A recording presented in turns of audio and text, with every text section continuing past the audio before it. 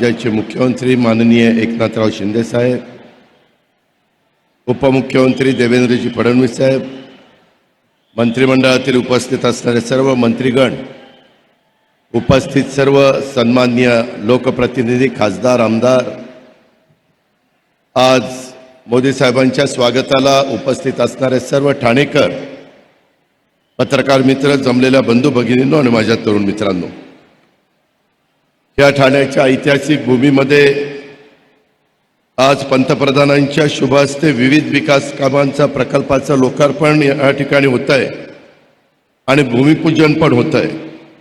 यात प्रामुख्याने अनेक वर्ष माझ्या ठाणेकरांचं स्वप्न होतं की एकात्मिक इंटिग्रेटेड बाह्य मेट्रो रेल्वे प्रकल्प इथं व्हावा।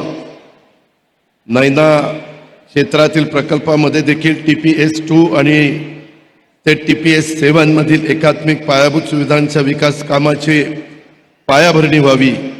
उन्नत पूर्व मुक्त मार्ग विस्तार, छेडानगर घाटकोपर ते आनंदनगर ठाणे आणि ठाणे महानगरपालिकेच्या मुख्यालय इमारतीचा पायाभरणी, हे सगळे कार्यक्रम आज आपल्या इथं होत आहेत।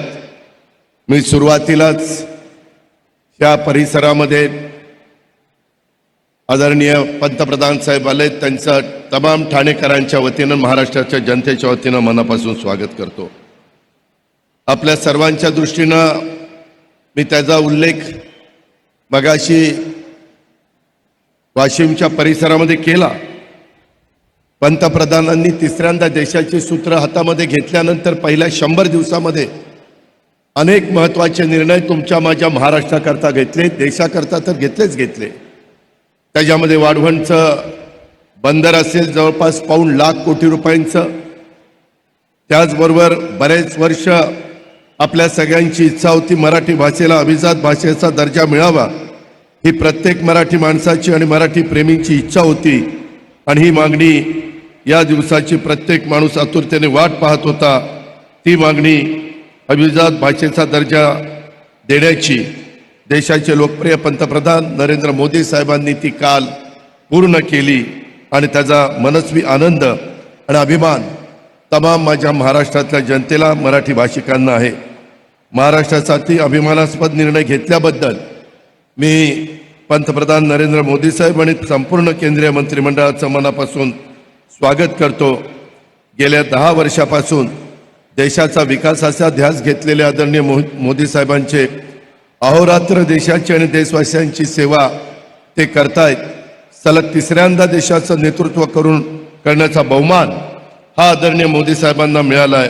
त्यांच्या तिसऱ्या इनिंगची दमदार सुरुवात देखील या निमित्तानं झालेली आहे आणि नुकतेच 18 सप्टेंबरला त्यांच्या नेतृत्वाखाली सरकारला 100 दिवस पूर्ण झालेले आहेत। या 100 दिवसात देखील आदरणीय मोदी साहेबांच्या नेतृत्वाखाली सरकारने विकासाची सेंचुरी मारलेली आहे। आदरणीय मोदी साहेबांच्या या विकास यात्रेत महायुतीचा घटक म्हणून आम्ही सगळेजण त्याच्यामध्ये सहभागी आहेत, त्याचा मला मनस्वी आनंद आहे।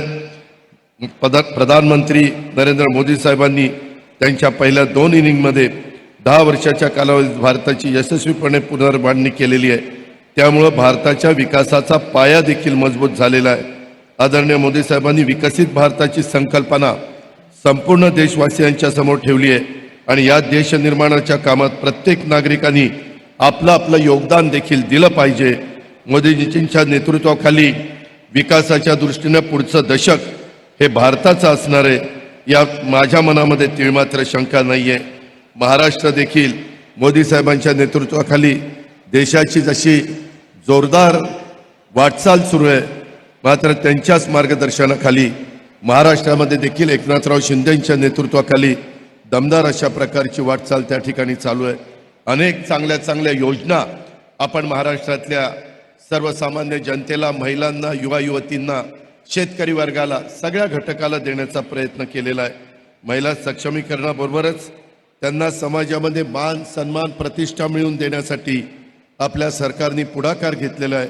प्रत्येक क्षेत्रामध्ये महिलांना प्रगतीची संधी उपलब्ध करून दिली जाते। युवकांच्या हाताला काम मिळवून दिलं जातंय, त्यांना चांगलं शिक्षण प्रशिक्षण मिळावं यासाठी देखील महायुती सरकार कटिबद्ध आहे। प्रधानमंत्री नरेंद्र मोदी साहेबांच्या स्वप्नातलं कुशल रोजगारक्षम विकसित भारत घडवण्याच्या कार्यात राज्यातलं महायुतीचं सरकार आणि राज्यातली जनता